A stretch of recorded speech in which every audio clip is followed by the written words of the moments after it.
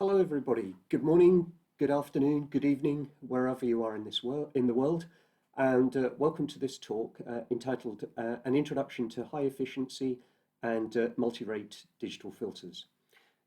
We're going to discuss the implementation and architectures of several different digital filters over the next 40 to 50 minutes, and then we're going to have a live Q&A session after this presentation. So I hope you enjoy the presentation, and I hope you will join us for the Q&A afterwards. So a little bit about myself to start with. My name is John Edwards. For our colleagues in the US, I am not the former US Senator and Vice Presidential candidate until he was caught in a tabloid scandal. There won't be any tabloid scandals during this presentation. Signal processing engineers don't generally end up in the tabloids, do we? Okay, so a little bit about myself. I have been a DSP engineer for just over 30 years now. I started in the very early days of digital communications working on V-series modems, where we were just taking traditional analog algorithms, circuits, and implementing those in on digital signal processors. Since then, I've worked in all areas of wireless, more recently audio signal processing for pro audio products, and voice user interfaces, which of course we're all very familiar with these days. And more recently, I've been applying this knowledge base to machine learning applications, specifically vibration analysis in the industrial sector. I am the author of the SIGLIBE DSP and the Machine Learning Library. I'm course director of the Digital Signal Processing Summer Engineering Program for Industry course, which is now at the University of Oxford. It's now in its 29th year. Member of the Institute of Engineering and Technology and the IEEE in the States. When we can all travel, I'm a regular contributor of papers at international DSP conferences, and I also present bespoke DSP training courses to companies. Okay, so what are we going to cover in this class today? Well, we're going to have a high-level introduction to sample rate conversion. Then we're going to look at polyphase filters, move on to look at cascaded integrator comb filters. Then we'll wrap up with a summary before obviously going on to the live Q&A afterwards. So sample rate conversion is essentially, as the name suggests, changing the sample rate from one at the input to another and at the output. If the output sample rate is higher than the input, then we need to add samples or interpolate the data. And if we are reducing the sample rate, then we need to remove samples or decimate the data. So let's have a quick look at this.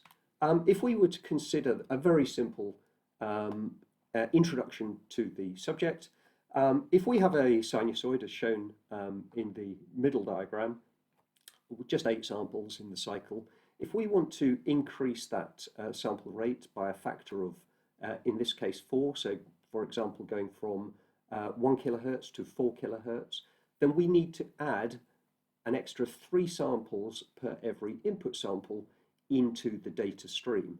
And that is the interpolation process I mentioned earlier. But it's important that those samples are added in a band-limited manner. And so the very simple diagram that we see in the bottom left of this slide, which shows an upsample by a factor of L, is actually more complex than that, because the process requires upsampling and filtering or smoothing the results. So we are going to look at how we perform that filtering operation in the interpolation and indeed in the decimation case. In the case of decimation, where we are reducing the sample rate, so for example in the middle now we have the higher sample rate, let's say 4 kilohertz sample rate sinusoid, and we need to reduce the sample rate down to 1 kilohertz, which is shown on the right. Now, in a simple case like this, with a pure sinusoid, we could just delete samples. But of course, in the real world, our data is broadband. It has a wider bandwidth and so on. And so the decimation process requires that prior to deleting the samples, we actually constrain the bandwidth of our input signal such that that decimation process does not cause any destructive aliasing artifacts that is going to cause problems in our output signal. So the last two slides are a very high level view of what we're going to achieve. We're going to look a little bit more at the introduction, and then we're going to dive right into the detail. So before we do dive into the detail, one question we might have is why might we want to change the sample rate? Beyond the obvious choice of rate matching between systems that have different clock domains. Obviously, there are examples where the choice is obvious. We need to sample rate change because two systems are fundamentally designed around a different sample rate. But there are many other applications of sample rate change that can be useful for a signal processing engineer to understand. The first one I'm going to talk about is sample rate conversion to aid our implementation, and typically that means reducing the amount of MIPS and memory required in our system. So here we have an example where we are going to reduce the sample rate in our system for the purposes of reducing the amount of MIPS required to implement a digital filter. It's an example where sample rate conversion is not just for communications, it's for, as I say, making our lives a lot easier, typically reducing the amount of MIPS and memory required within our system. So let's say we have a sample rate, FS1, that is representing the sample rate of our input system, and we need to apply a low-pass filter, just a very simple low-pass filter to the input data. The sample rate is clearly highly oversampled for the bandwidth of data that we want to process. So we can actually reduce the requirement on our filtering by reducing the sample rate of our data such that the bandwidth of the data that we are going to process just matches closely with the Nyquist sampling frequency of the new downsampled data rate. So in this case, we're going to reduce the sample rate from FS1 to FS2, which, as you can see, is a quarter of the input sample rate. Now, here's the interesting thing. If we normalize the bandwidths of our sampling, FS1 and FS2, so that the bottom graph is FS2 aligned with the top graph, FS1, we see that the actual roll-off of the digital filter now required in our application is a much shallower roll-off compared to the filter at the top. And as I'm sure most of you guys know, the primary driving functions for the number of coefficients required for a digital filter are passband ripple, stopband attenuation, and the transition bandwidth, or the roll-off. So if by reducing the sample rate here by a factor of 4, we've reduced the roll-off of our baseband filter by a corresponding amount. And so now we have a double benefit in our processing. By reducing the sample rate, we obviously increase the time between samples, but equally we reduce the amount of processing required, the MIPS and memory particularly. And it turns out that this reduction in MIPS is a square law relationship because you've increased the time and reduced the amount of processing that you need to do to achieve the same task. So sample rate conversion to make our processing cheaper, lower power consumption is a really, really powerful benefit. Now, keeping on the same theme, um, we, we often need to reduce the sample rate. So for a narrow bandwidth signal, such as a radio signal, where we might want to mix the signal down to baseband and then process that data at baseband. Again, very often that's to reduce processing requirements rather than necessarily to demodulate that data if it's a radio signal, for example. So we have some rules that we need to follow to avoid the problem of destructive aliasing.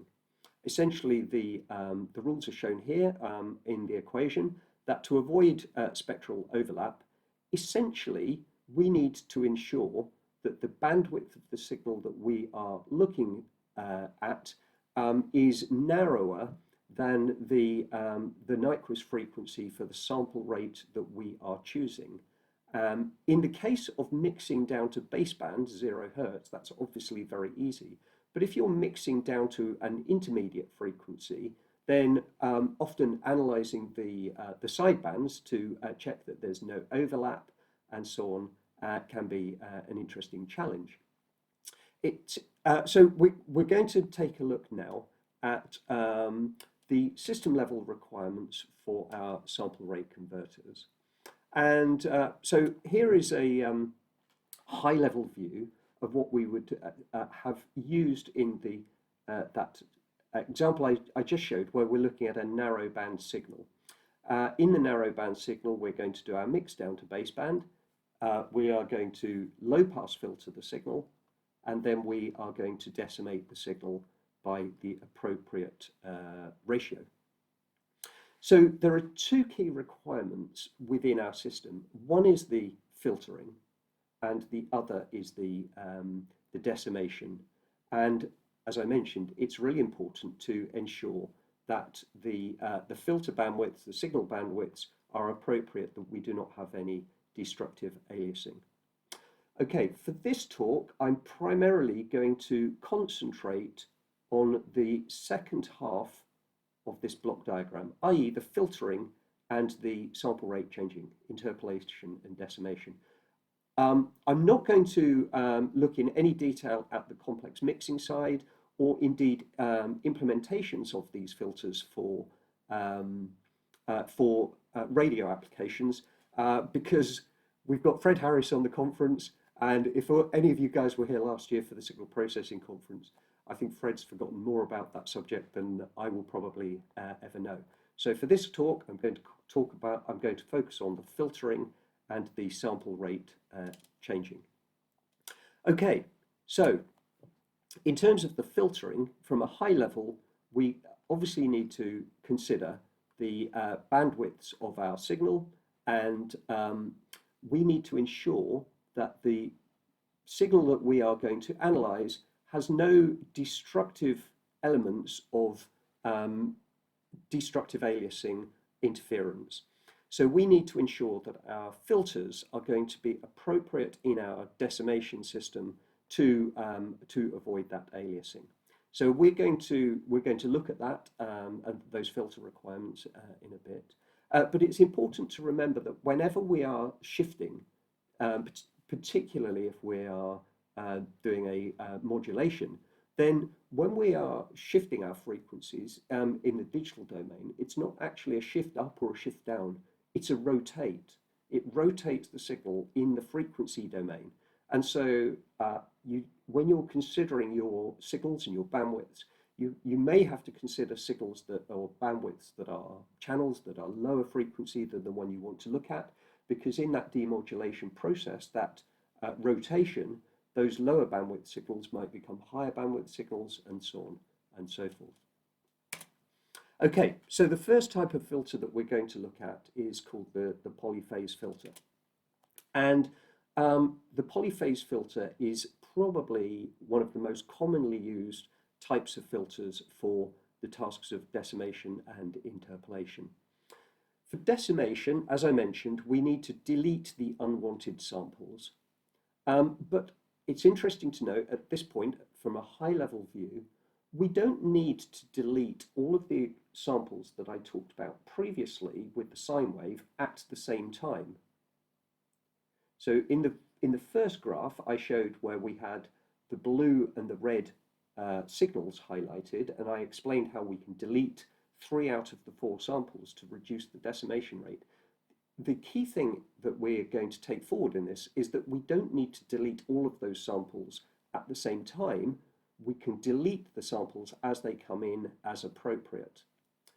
Equally, for interpolation, we don't need to interpolate all of those 3 samples when going from the low frequency to the high sample frequency. We can actually interpolate those samples as we go along individually. And this is the benefit of the polyphase filter that we are going to look at. Essentially, what we're going to do is to break the process up into multiple phases. In this case, I've highlighted them as red, green, blue, and yellow. And we're going to add or delete the samples as appropriate. So we don't add them all at once, taking a lot of MIPS, or delete them all at once, taking a lot of MIPS. We just add them or delete them as required. So in this case, we are adding or deleting an integer number of samples. So our sample rate ratio change is always going to be an integer number of samples, interpolated or decimated, or we can use ratios of those integer numbers to form other factors. But in themselves, that is a limiting option, because you can't, for example, without unlimited MIPS, have an infinite number of sampling rate ratio changes. So we're going to leave the case of the almost infinite ratio changes till later. I'll come on to talk about that. So for now, we're just going to consider integer ratio changes of up and down conversion sample rate changing. Okay, so I'm going to stick with my 4-phase decimation example that I showed in the previous slide. In this case, we're going to start by looking at decimation, where we need to reduce the bandwidth of the signal by a factor of 4. Now, we can work out how many filter coefficients are required for this. In fact, I think it's reference 2 in the references at the back gives some equations for this. But essentially, for this application, we need approximately 20 coefficients. So our FIR filter is going to be 20 coefficients long, and that's shown at the bottom.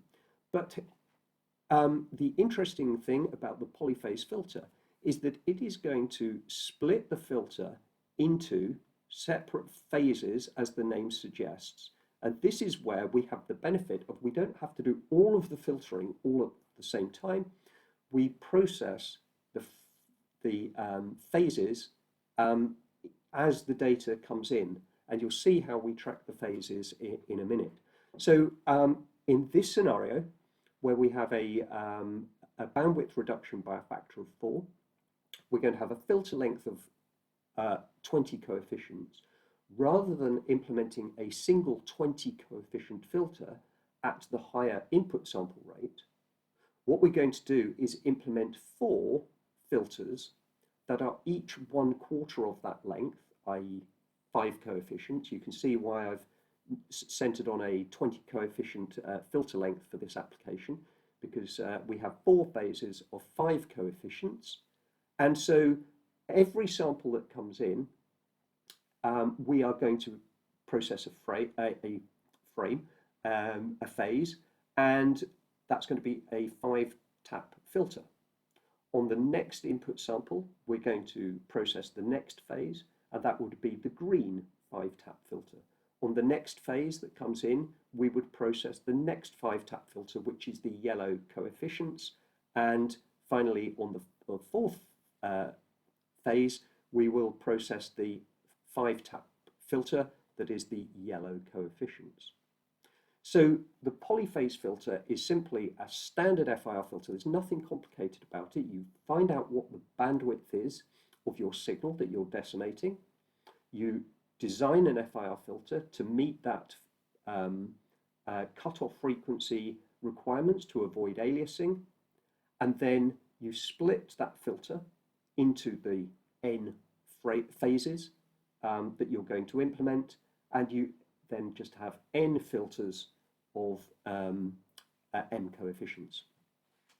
Okay, so that's going to help us to implement our decimation process a lot more efficiently now, because instead of implementing a 20 tap filter at the input sample rate, the high sample rate, we're now implementing a 5 tap filter at that high sample rate.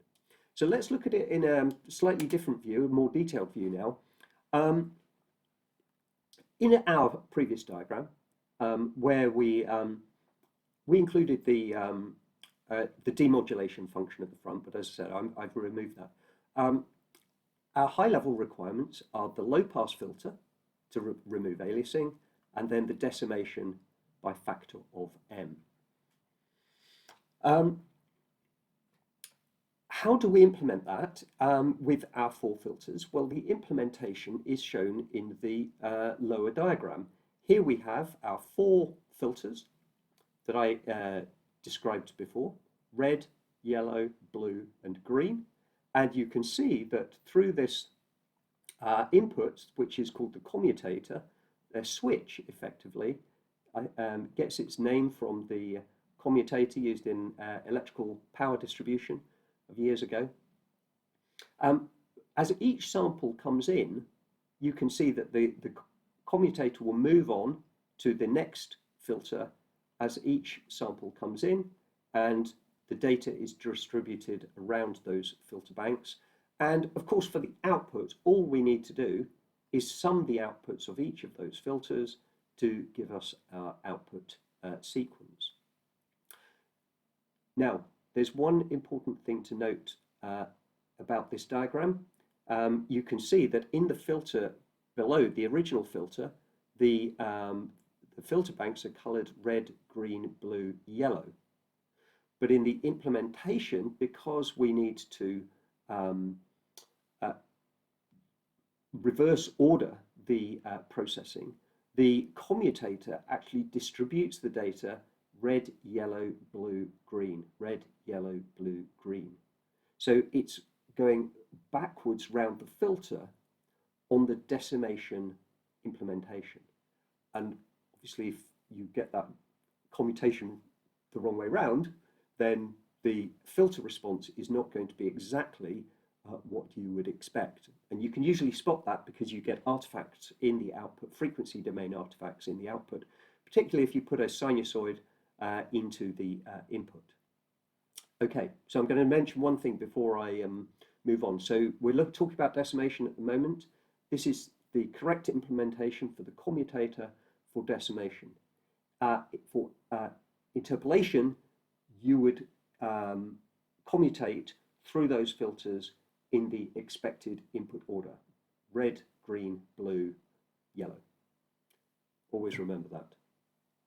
Okay, so that's how we switch the data. So effectively, what we've done is we've taken our, let me just clean this up a bit, we've taken our functions, our filter and our decimator, and we've swapped the order of those in the processing pipeline.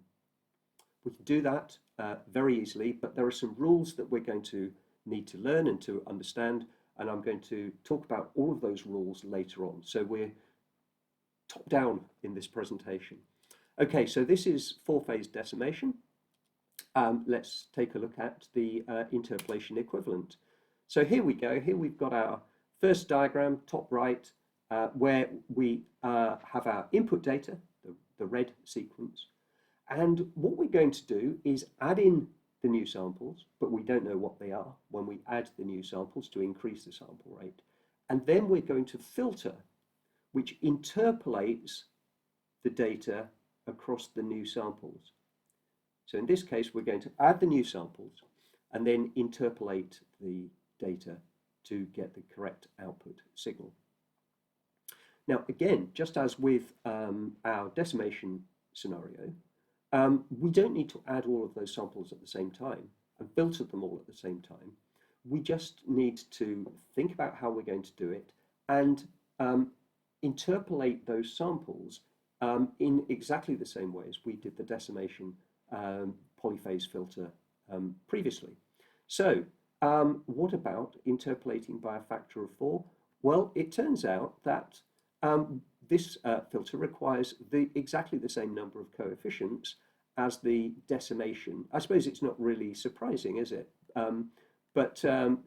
Whoop, get my mouse under control. But the interpolation and decimation scenarios, where the bandwidths of the signals and the sample rate change ratios are the same, almost invariably end up with exactly the same coefficients for the filters, because in the decimation scenario, you're filtering to maintain the bandwidth, reduce the bandwidth, and in the interpolation example, you're using a band-limited filter to interpolate the results. So in the interpolation case, we need to think about how the filters are processed, and as I mentioned earlier, in the interpolation case, the filters are processed in the input sample order, so in this case, red, green, blue, yellow.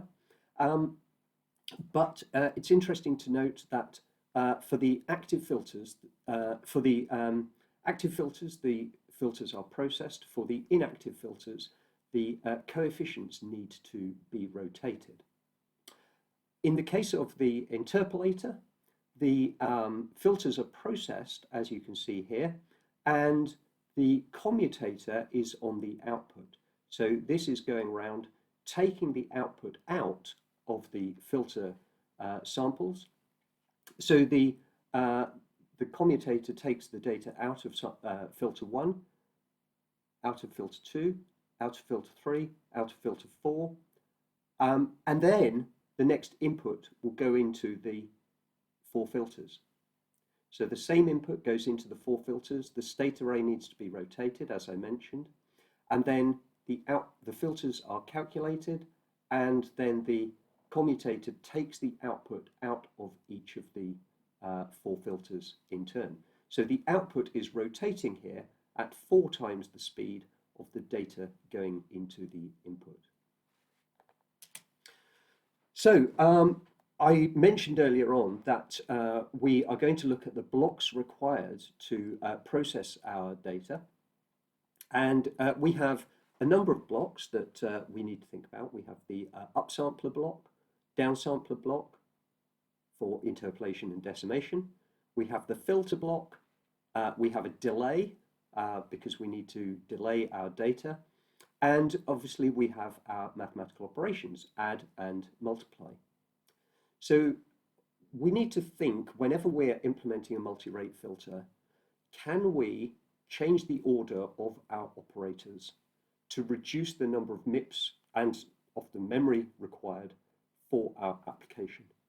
As a simple example, if we are implementing our up converter, a few slides ago I said we're going to introduce zeros, and then we're going to apply our filter to band-limited, to a bandwidth-limited filter to interpolate those samples across the zeros. The polyphase function means that we're not performing those zero multiplies by the coefficient, so we've saved effort by doing that. But so how do we do that if we look at the blocks? Well, instead of adding zeros and then filtering, what we can do is filter and upsample, as we saw in the previous block. So moving down in our from a high-level view to a low-level view, let's have a look at the blocks that we have and how we can reorder those blocks and think about how to get the most optimum implementation for our application. The techniques for doing this, or I should say the rules, I suppose, are to use the Nobel identities. And there are Nobel identities for each of the operations that we wish to perform. So here's the basic maths operations with add and multiply. And if we want to add two sequences together and then sample rate change by a factor of p to q, we could change that by sample rate conversion and then adding the converted outputs. That's obvious, isn't it? You know, these signals can be commuted, added, and so on. We could do the same with multiplication. We can apply gain to the signal before sample rate conversion, or we can perform sample rate conversion and then apply the gain. Okay, these are fairly obvious, fairly straightforward to understand.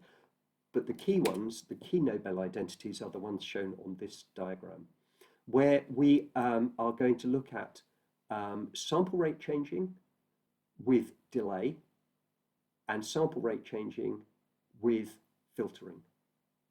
These are the key elements of our multi-rate filter.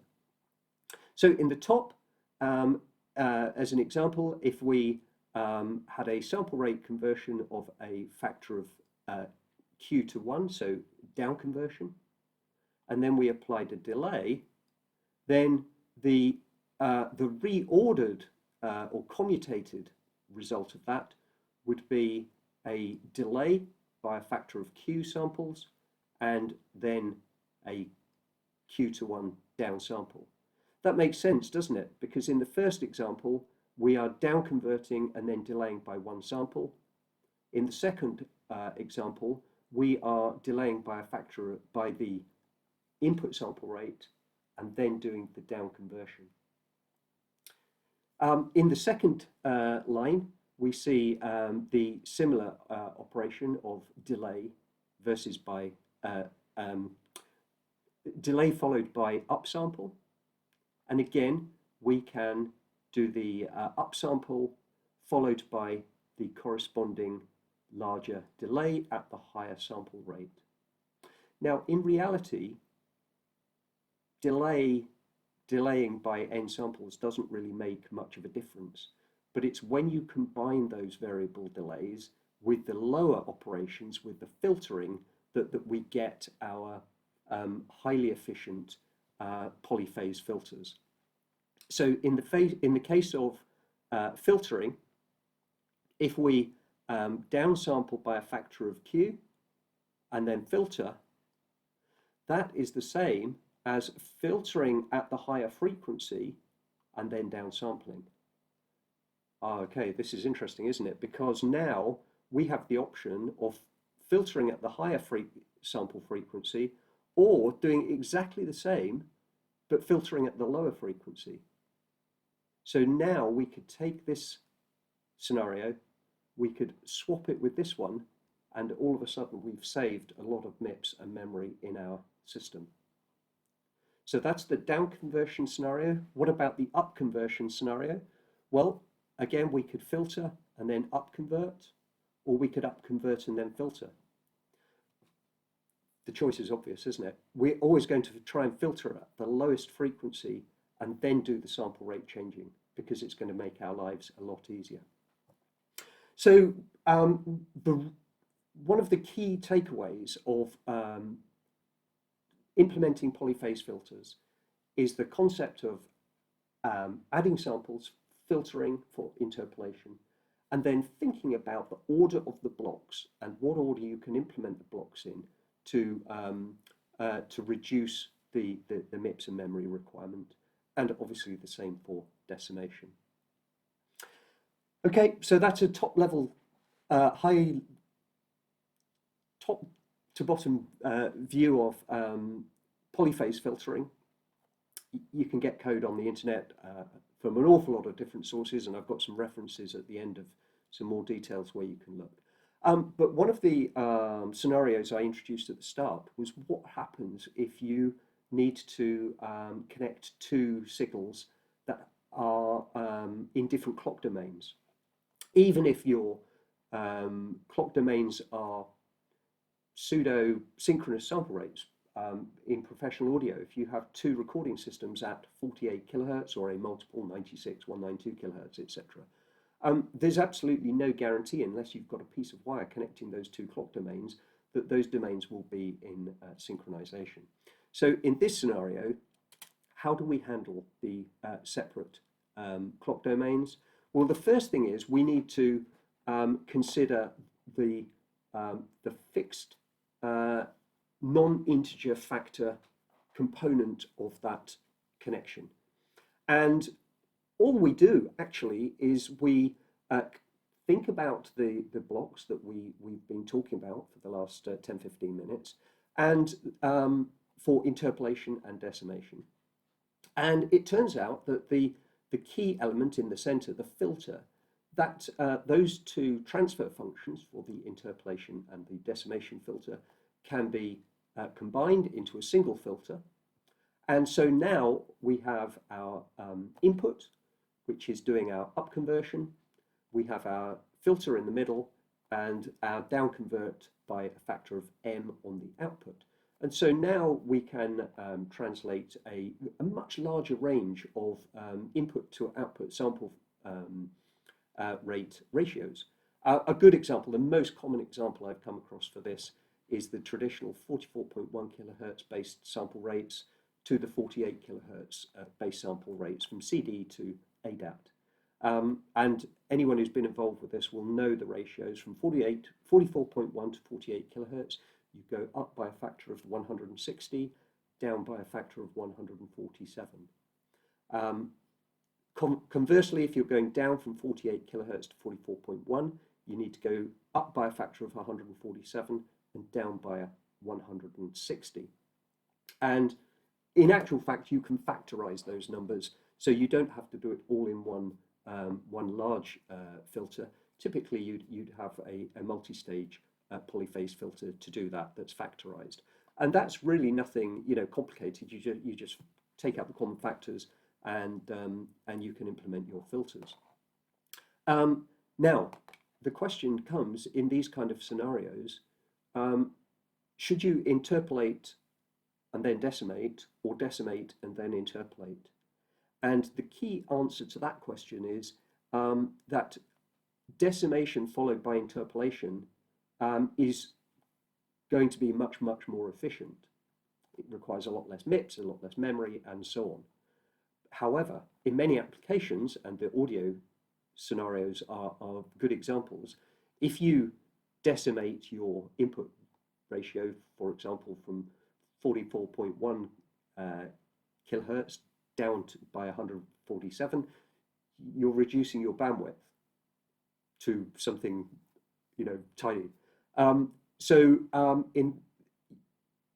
In most applications that I've come across, you have the unfortunate scenario you need to do the implementation followed by the decimation. But in narrowband applications, particularly in wireless, Fred is our expert in this, and he actually gives some really good talks about polyphase filter decimation for radio applications that are going to be relevant to my next section in this talk, related to cascaded integrated comb filters. Anyway, for those types of narrowband applications, decimation followed by interpolation can save you a lot of MIPS and memory. Okay, so that's the first part of this scenario where we're connecting two clock domains. The second part is what happens when those clocks are asynchronous. Then we need an asynchronous sample rate converter, and this is a module that follows the synchronous component that we've already looked at, that tracks the relative sample phases between the two clock domains. So an asynchronous sample rate converter essentially has four components.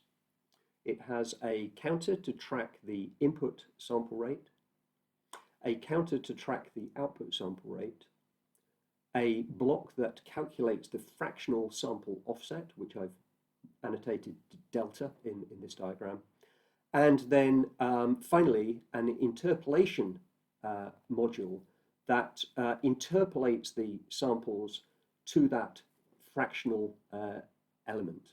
It's called a fractional delay filter. Now, there are many ways of implementing this interpolator. Linear interpolation, obviously not ideal. sync function. The one that I've used at most is the B-spline, quadratic B-spline. A second order can be implemented as a very simple filter, 3 coefficients, H0, H1, H2. And to give you the figures, it will give you typically greater than 22 bits of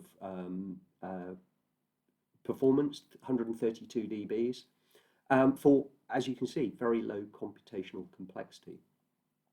The equations are actually very simple, as you can see. For each input delta value, so if we calculate what our delta is going to be from the first 3 blocks, then we put the delta value into each of these 3 simple equations to calculate the coefficient that is used to interpolate the values across to get our interpolated result.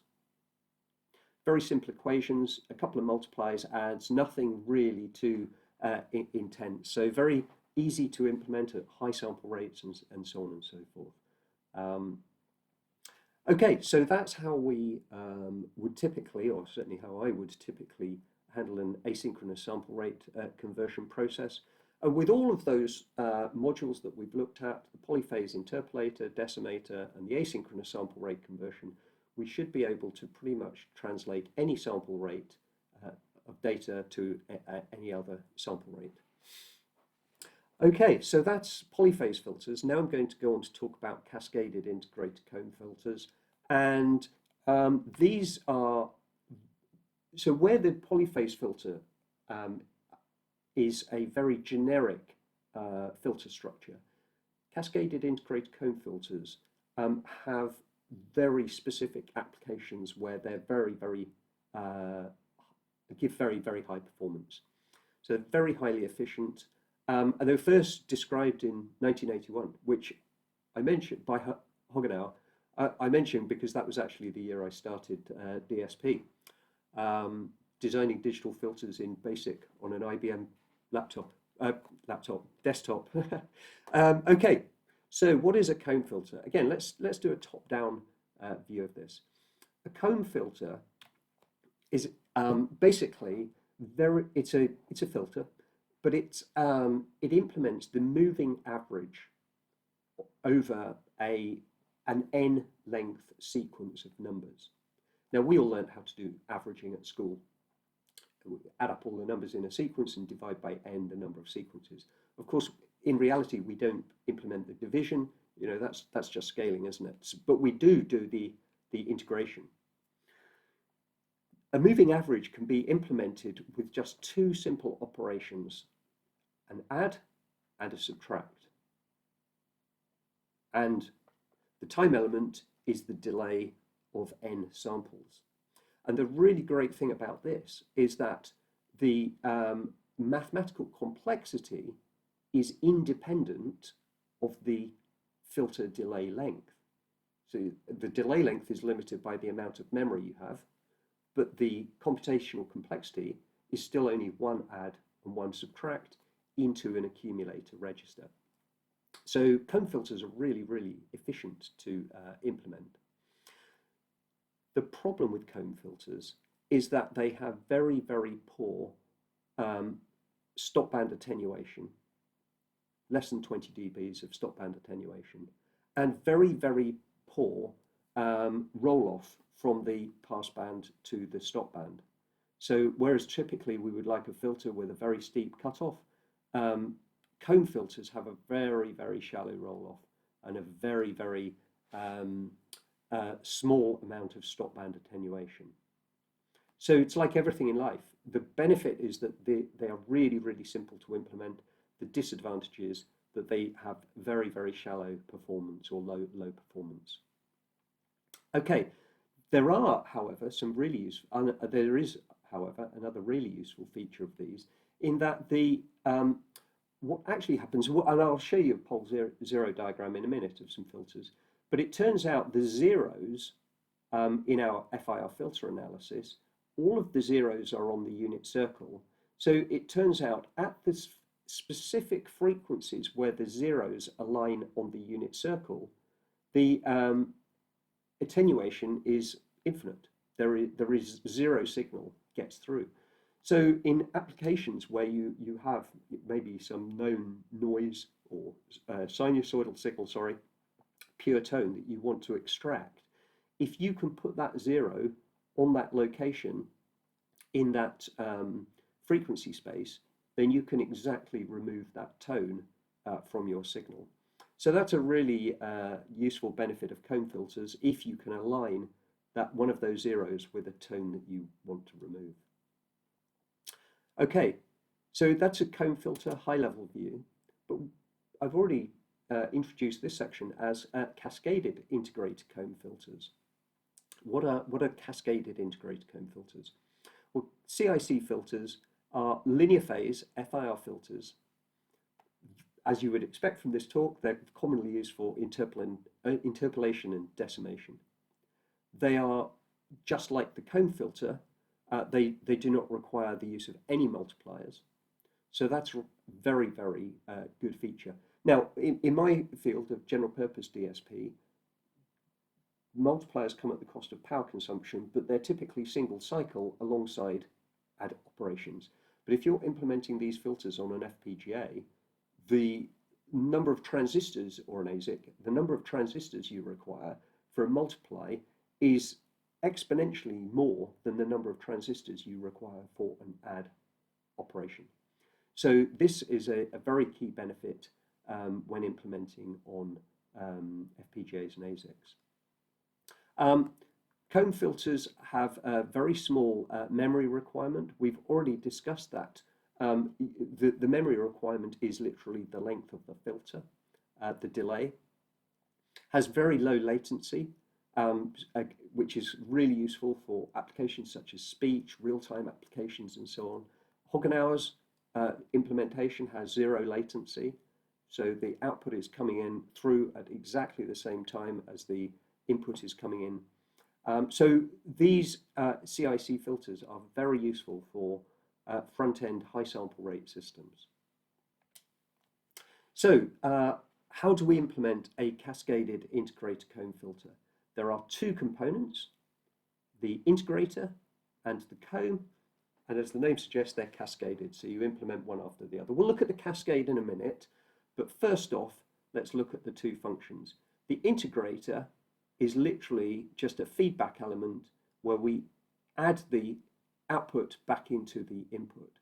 So it's a constantly integrating value, which might suggest that actually we're going to overflow at some point our numerical range, especially if there's a DC offset in our input. And in fact, we will, and I'll discuss that case in a minute. But for now, let's just think that this is the structure of the integrator. It's a low-pass filter. You can implement this in C code or whatever code and do an FFT on the output. It provides a very shallow roll-off, as I say, 6 dBs per octave roll-off, just like the comb filter. It's unstable. I've already touched on that point. Infinite DC gain. There's a single pole at Z equals 1, which actually causes that infinite DC gain. So I'll discuss the pole issue in a minute when I show you a pole zero diagram. The comb filter is an odd symmetric FIR filter. There is a delay through here of M sample period, as we saw before. And it gives an overall sync low pass filter. Now, in the generic comb filter case that I discussed earlier, we had a delay of M samples, 6, I think I remember. Typically, in cascaded integrated comb filters, this would be either 1 or 2.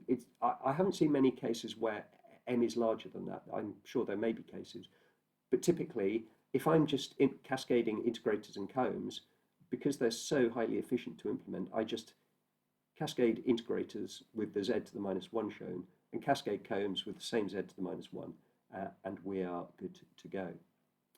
Now, one lesson from the wise. I have seen a few people implement these in my past, where they got the feedback and the feed forward slightly wrong, and the filters don't give the desired frequency response. It's very easy to get the feedback or the feed forward wrong. You know, you're writing code, you're writing in C code, you write your line, oh yes, that's my output sample, I'll feed that back into the input, add it in for the integrator. And trust me, it seems to be really easy to get that wrong. So double think about the diagrams that you see here, how you would implement these in C. Anyone has any problems, just drop me an email, I'll send you the C code. And you're good to go. Okay, so what about numerical overflow in the integrator? The infinite DC gain. Well, I'm going to touch on this again in a minute as well. If we're using a general purpose DSP, typically our accumulators, we can enable saturation or overflow on our accumulators. Overflow is good in this case, or rollover, sometimes it's called. I.e. disable saturation in your accumulator and use fixed point numbers so that the numbers always rotate around, and you're good to go. The integrator will just keep looping around, and then the differentiator in the comb will sort that out on the output. So this is a scenario where rollover in your mathematical operator on your processor is good. Actually, another word from the wise. Some processors give you different assembly instructions for add with saturate or just add with rollover. Other processors have a configuration bit, typically in the configuration register for the device, where you configure how that accumulator operation works. So always check your data sheet to see how that is implemented in your DSP. Okay, so those are the two blocks, the integrator and the comb, and now we need to look at the cascade component. So here is the structures. Sorry, here are the structures for the decimation and interpolation cases. In the case of decimation, which we're going to come on to look at in more detail now, we are going to have our integrators, followed by our sample rate reduction, followed by our comb filters. Remember the Nobel identities that we talked about earlier. They're exactly the same. We can do the integrators, combs, sample rate reductions, or integrator sample rate reduction combs. If you did the sample rate reduction right at the end, you're effectively wasting MIPS, but you can't do the sample rate reduction before you start the filtering, the averaging filtering, because you would suffer with your anti-aliasing, destructive aliasing problems. So this is the typical structure for our cascaded decimator, integrators followed by the sample rate reduction, followed by the combs. For interpolation, we do it in the reverse order. We do the combs, followed by the sample rate interpolation, the sample insertion, I should say, and followed by the integrators to integrate and smooth across those inserted samples. Okay, so we're going to look at the decimation scenario now. And if we analyze the transfer function, which is shown here, there's several components to the cascaded integrated comb filter. There's the number of stages. In the previous diagram, we saw that there were 3 integrators and 3 combs. So that's N, the number of stages. M is the differential delay in the comb filter. That's the M that I showed you in the comb filter block diagram. As I mentioned before, that would typically be a value of 1 or 2. And then finally, we've got the decimation ratio shown here. So the transfer function, when we analyze it using MATLAB or Python or whatever our preferred language is, we want to look at the frequency response and also the pole zero diagram that I mentioned earlier. So here's the frequency response, and you can see that the transition bandwidth is very wide, very shallow roll-off. The attenuation is very low, apart from the zeros, obviously.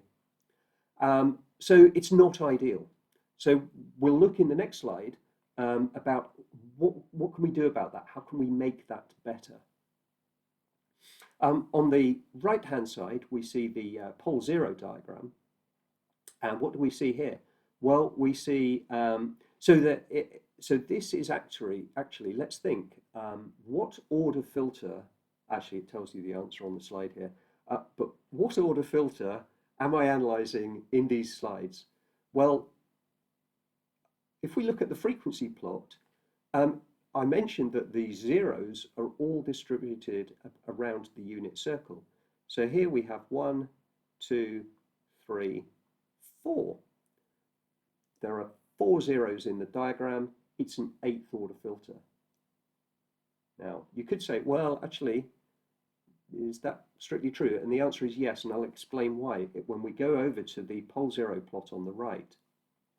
So this 8th order filter has 8 poles. Where are the poles located? Well, I described earlier on in one of the slides that one of the poles is always located at DC. The other 7, as you would expect from an FIR filter, are located at the origin. So there's the location of our 8 poles. So what about the zeros?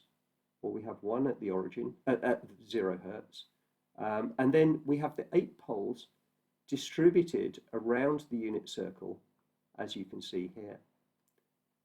So when we, if we were to analyze this using the Fourier transform to get the frequency response, what we see is that actually at 0, even though there's a 0 there, 0 hertz, because their pole is cancelling that, we get 0 dB gain at 0 hertz.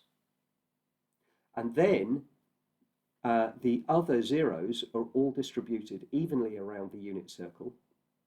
So it turns out that we get a 0 at the Nyquist frequency. So for a cascaded integrator comb filter, if we just plot the frequency response from 0 to the Nyquist frequency, we can see the number of zeros in that diagram. Okay, so really quick analysis of a cascaded integrator comb decimating filter. But the final puzzle that we have to resolve is the frequency response in the passband and the transition bandwidth. And we do that by following the cascaded integrator comb filter by a traditional FIR filter. And the idea is that this filter flattens the passband response, and this is the frequency response of the post-CIC filter, often referred to as the sharpening filter. And actually you can see just around here that there's gain, there's about 3 dBs of gain before we have a much steeper roll-off to the stop band. So this gain here of about 3 dBs gives us across the passband, it gives us a flat response. Now, this filter itself, as we'll see in a minute when I talk about an application, could typically be used for further decimation, particularly in narrow bandwidth applications. So in that case, we can do upfront really high decimation filtering with the comb filter, and we can follow that with polyphase FIR filtering that does both the further down conversion, sample rate conversion gives us more MIPS, more time, etc., but also normalizes that passband response or sharpens it. Now, point to note, so there have been a few reference notes through this slide, and the references are all at the end through these slides. Reference 4 is one of Rick's papers on dsprelated.com, and in there at the bottom I saw a while ago, but I've never used it, a very simple and efficient FIR compensation filter. So have a look there and give it a try. I haven't, but next time I'm implementing an application like this, I'm definitely going to go there to have a look. Okay, so that's our end-to-end system now. We'll come on to look at an example in a minute, but before we do that, I just want to make one final point about the implementation of the CIC filter. As we described, they're just implemented using addition and subtraction operations. So word length growth is actually quite small. So it turns out that we can use very short word lengths in our CPUs, FPGA, whatever, to implement these. And here's an example of how I would traditionally implement a CIC filter in a programmable DSP. Now, I'm not an FPGA or an ASIC designer. They probably have way better techniques than this for doing it, but on a programmable CPU DSP, you can use this little trick that if you take your input sequences and apply them into a large register, typically 32 bits, then you can implement on that large accumulator register separate, independent, smaller accumulators. The ones shown here are 7 bits long. Now, how do you very efficiently implement multiple accumulators in a large word? You do your ampersand operation as shown here.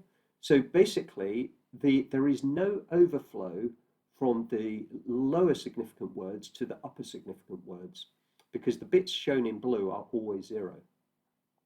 So now all of these shorter word length words, there's no saturation, it's pure wraparound, all good.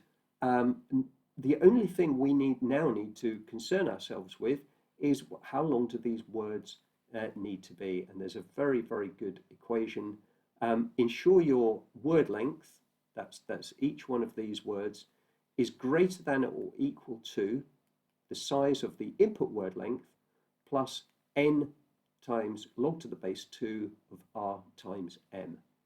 We remember what these values mean. So n is the number of stages, r is the decimation or interpolation ratio if you're interpolating, and m is that delay in the comb filter. What is the largest delay in the comb filter? So basically, if you ensure that your word lengths meet this requirement, then you are absolutely good to go. You can keep integrating in parallel, and it's a very, very efficient way of implementing cascaded integrator comb filters on programmable devices. One nice thing is that if you are involved in audio, direct stream digital, or pulse differential modulated audio microphone interfacing and things like that, your input word lengths are coming in here are 1 bit. So that's really efficient. You know, just put those into these 7-bit accumulators and you're absolutely good to go. Okay, so we've pretty much come to the end of our talk now. I've been through polyphase filters, cascaded integrator comb filters. There are many ways to convert the system sample rate. In general, so some rules of thumb. In general, the best choice of algorithm will depend on the input and output bit depths and the input and output signal bandwidths. Always think about those. And also, obviously, the sample rate change ratio. Sometimes the best choice of architecture algorithm will depend on the architecture of your DSP. I'm quite certain that the FPGA and ASIC guys would tend to use slightly different algorithms than I would on a programmable DSP. And on that related note, if you're involved in wireless comms, go and talk to Fred Harris or listen to his talks. He knows loads about this stuff. But often in some applications, certainly the sort of more general purpose applications that I've been involved with, the best choice is a combination of multiple algorithms. And so I'll show you an example of an application that I was involved with many years ago that used a combination of Cascaded Integrator Comb and Polyphase FIR filters. And basically, it was an application to look at narrowband signals centered around 1 megahertz. And we would bring those in. We would mix, as you would in a radio, with a complex exponential to give us our I and Q. So F mix here is equal to this carrier frequency. It was about 1 megahertz. We perform our high decimation filtering with our comb filters.